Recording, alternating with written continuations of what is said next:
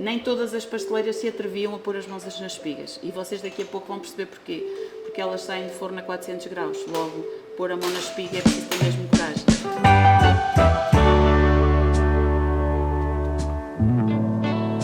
Bem-vindos a mais um vídeo, meus lindos. Estou aqui com o meu grande amigo Vítor, subscritor. Hein? Isto é uma pessoa que apoia Gastropisso há muito tempo. Já subscrevia no Patreon, foi dos primeiros. Agora subscreve no Instagram.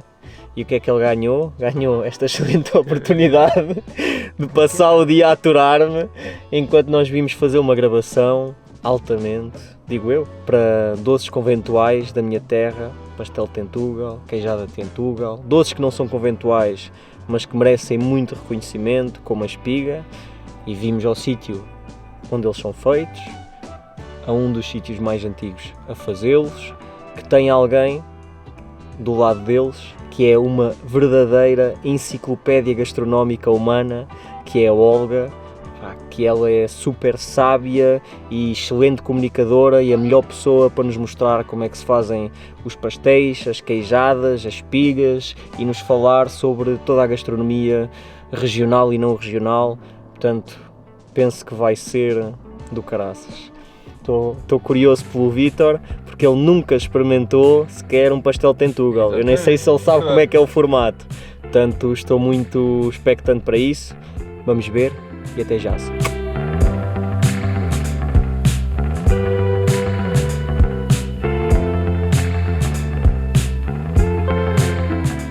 É sempre importante que a Isabel, antes de colocar a massa no chão, possa de algum modo prepará-la, ou seja, ver quais são as bolhas que a massa tem, alisar a superfície da massa, no fundo tocar a massa.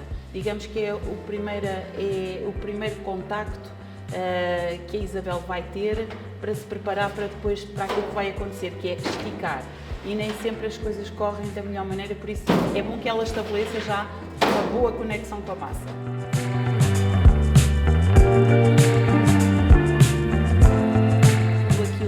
O sucesso do bolo no futuro tem muito a ver com esta parte inicial. É por isso que, de certo modo, a Isabel coloca a mão sobre a massa e tem a ver com esta necessidade quase antiga, quase que está dentro de nós, de querer também abençoar a massa ou de pelo menos pedir que as coisas possam correr bem, porque este é um processo que nem sempre tem o melhor resultado. Vai depender muito do tempo, vai depender muito da capacidade da pasteleira, por isso este primeiro puxão é sempre importante. E aqui já se começa a perceber o balãozinho que a massa vai criar. É fundamental colocar algum ar dentro do bolo para ele também esticar mais facilmente e a massa ficar verdadeiramente fina.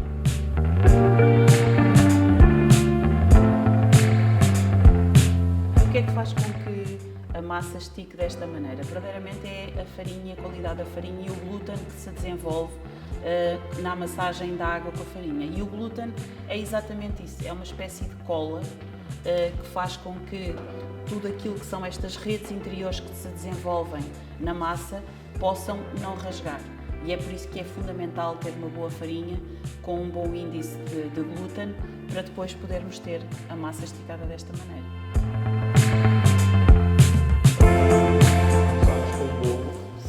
De uma proporção jeitosa. E qual é que é o objetivo final da espessura da massa do pastel, mais ou menos? É 0,05 milímetros. 0,05 milímetros. É ser tão transparente que praticamente dá para ver o que está do outro lado, dá para ver a cor dos olhos, dá para ler um livro. É exatamente assim que as mulheres antigamente tinham essa noção. Este é um trabalho de permanente esforço e de tentar obter a perfeição, mas a pastelaria é exatamente isso. A doçaria é a perfeição e a beleza. Se não for perfeito e belo, já não é propriamente doçaria. Qualquer coisa que se fez e que correu menos bem. Sou Olga Cavaleiro, nascida e criada em Tentugal, filha de mãe pasteleira. A minha mãe é uma das pasteleiras mais antigas do pastel Tentugal, ainda vivas, sendo que toda a minha família estava implicada no pastel, as minhas tias e quase todas as mulheres da família tinham esta relação com o pastel. Há muitas mulheres nesta vila que no fundo entram na vida do pastel e o pastel entra na vida delas, e esta casa e a minha mãe e eu, todas as pasteleiras que ainda hoje aqui fazem este pastel, no fundo são um bocadinho da história deste doce maravilhoso. É quase caso para dizer que parece que a história do pastel se escreve no feminino, e uma das coisas que me deixa mais feliz é perceber que de todo o conjunto das mulheres que fizeram parte da história do pastel, quer aquelas que viveram no convento, quer depois aquelas que fazem a história do pastel já cá fora, todas elas ajudaram o pastel a manter-se realmente neste patamar absoluto de um doce extraordinário, que é sempre surpreendente pelo estaladiço, pela finura da massa, pela envolvência do creme com a massa, e muitas delas nem sequer são conhecidas. Por isso, perceber que, no fundo, quando falamos do pastel, damos também um bocadinho de voz à memória a todas estas mulheres, deixa-me imensamente feliz, e por isso eu nunca me esqueço delas. A Carmita está precisamente aqui a tratar das espigas, e isto é o doce mais complexo que nós temos. Aliás, nós só o fazemos porque temos muito respeito pela memória associada ao Sr. Henrique, que foi quem iniciou este doce em Montemor, e queremos muito que quem gosta de espiga possa continuar a ter as espigas, porque é muito complexo, dá muito trabalho. As forminhas estas foram untadas previamente. Untadas, quando nós dizemos untadas, é barradas com esta massa. Uma massa que leva manteiga, leva limão, canela, ovos, açúcar, e depois montam-se as formas quase como se fosse um puzzle. Ou seja, e há uma maneira certa delas encaixarem, e é tudo feito à mão, mais uma vez. É preciso realmente ter muita arte para fazer isto, e nem todas as pasteleiras aqui em casa conseguem encaixar. Nem todas as pasteleiras se atreviam a pôr as mãos nas espigas, e vocês daqui a pouco vão perceber porquê. Porque elas saem do forno a 400 graus, logo pôr a mão na espiga é preciso ter mesmo coragem.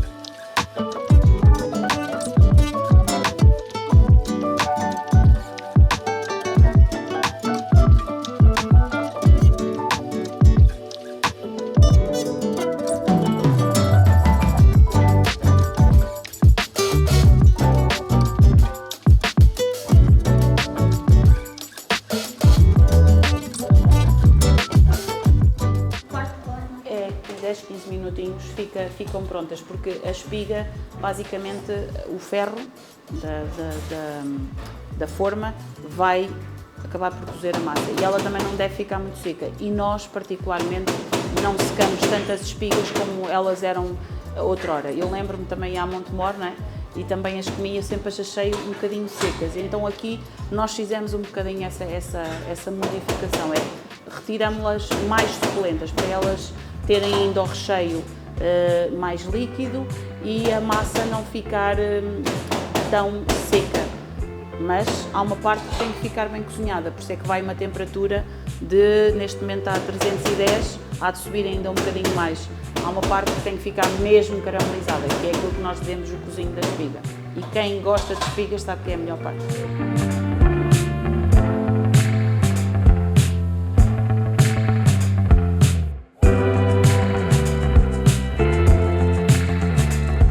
E agora vem a parte de pôr as mãos.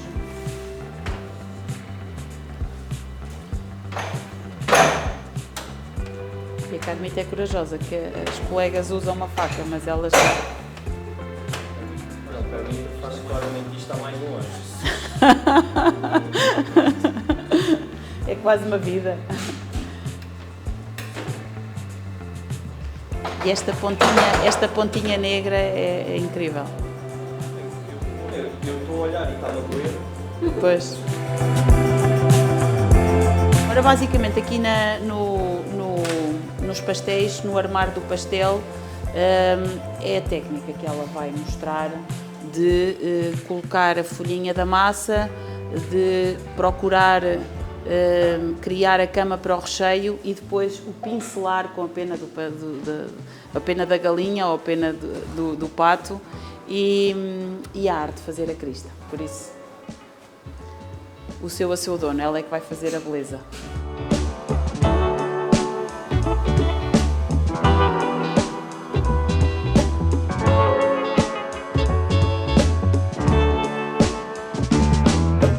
Nós continuamos a utilizar a pena por acreditarmos que a pena traz vantagens técnicas, porque os pelos são impermeáveis e são enviesados. Logo, quando se espalha a pena sobre o pastel, ela deixa a gordura na quantidade ideal que o pastel deve ter para ter crocância e para ter alguma cor, ou seja, não ensopa o papel, não encharca o pastel, aliás, e por isso nós continuamos a utilizar uma pena e não mudamos para o pincel, porque o pincel, os pelos vão absorver excesso de manteiga e vão encharcar o pastel, e não é isso que se pretende. Por isso continuamos a utilizar uma pena e também porque nos faz lembrar um bocadinho o passado. Às vezes manter estas linhas de ligação ao passado é sempre útil. É só mesmo água e com açúcar, feito num ponto, e depois a gema de ovo.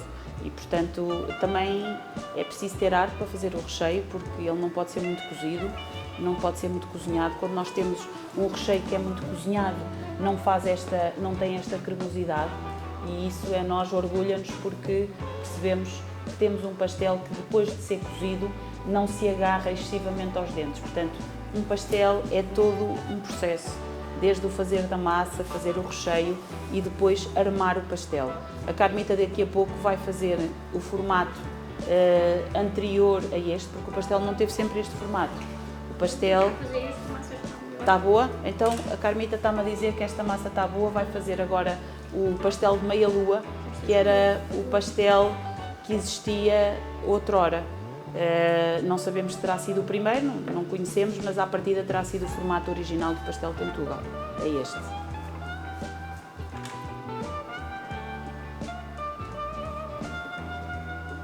E agora é que é a parte difícil. Fazer as cristas.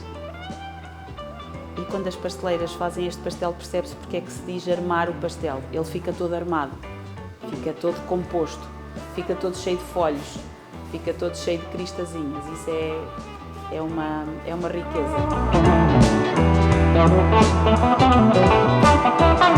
Se fossem praticar e se fossem vocês tentar fazer este pastel, iriam perceber que metade das cristas iriam fazer bem, direitinhas, mas as outras iriam deitar. Isso tem a ver com o funcionamento do nosso cérebro e nós não conseguimos fazer um círculo perfeito quando estamos a desenhá-lo. E estas mulheres conseguem, no fundo, educar o cérebro e fazer de maneira a que ela fique nesta beleza. Todas elas direitinhas, todas elas aqui bem enfolhadas.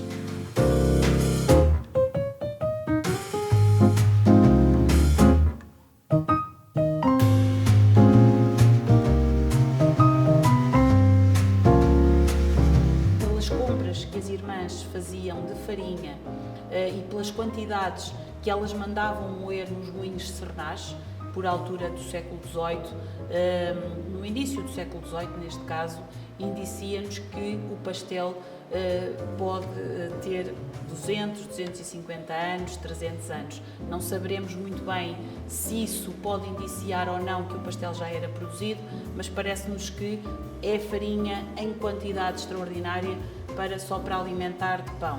Depois também há outros registros no convento que de algum modo nos indiciam que elas faziam os pastéis desta maneira, ou pelo menos a massa, que são os alguidares de lavar os pés, que estavam na cozinha e que indiciam que elas higienizavam os pés antes de começarem a fazer a massa. A queijada mostra a importância dos ingredientes e nós, para fazermos uma queijada, temos que efetivamente ter muito bom queijo.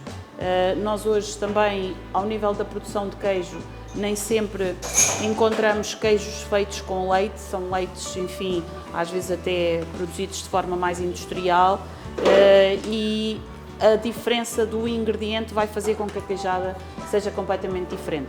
E é exatamente isso. A queijada hoje vende-se como sendo o doce em que se come em todas as situações. Come-se ao pequeno almoço porque fica bem com o café. E é um bom complemento àquilo que se possa ter comido a sandes ou croissant. Come-se depois de almoçar porque ainda sabe bem com o restinho de vinho tinto ou de vinho branco ou com uma aguardente. Aliás, a melhor harmonização que eu fiz foi exatamente como uma aguardente da adega cooperativa de Cantanhede. E a verdade é que depois, ao lanche, podemos comer 2 queijadas com uma meia de leite que sabe sempre bem, ou seja, é aquela coisa que sabe bem em todo lado. Já o pastel fica guardado por uma situação especial, uma situação de festa, de lanche, de vou comer um pastel hoje, vou estragar a dieta, basicamente. Esta não estraga a dieta. E a espiga, coitada, estraga as A mãos espiga, da Carmita. a espiga, coitada, estraga as mãos da Carmita, mas curiosamente, digamos que é o doce mais sentimental que nós temos. Porque quando as pessoas vêm à procura da espiga, vêm à procura de um bocadinho do passado. Vêm à procura de uma família que já não está cá. Vêm à procura de um amigo com quem foram felizes numas férias. Arranja-me as espigas, é que eu tenho que levar, eu quero comer, ou seja, estão a comer vida. É muito exclusivo, tem muita história. Exatamente. Apesar de, lá está, não ter aquela história gastronómica muito antiga como o pastel, tem uma história emocional muito intensa, pesada, muito ser tão exclusivo. Exatamente. E por isso é que nós queremos continuar a fazer a espiga, precisamente porque quem a criou merece essa homenagem. Quem a criou e quem gosta dela todos os dias e compreende que um doce que é feito desta forma, não é? Que vale a pena continuar a acreditar.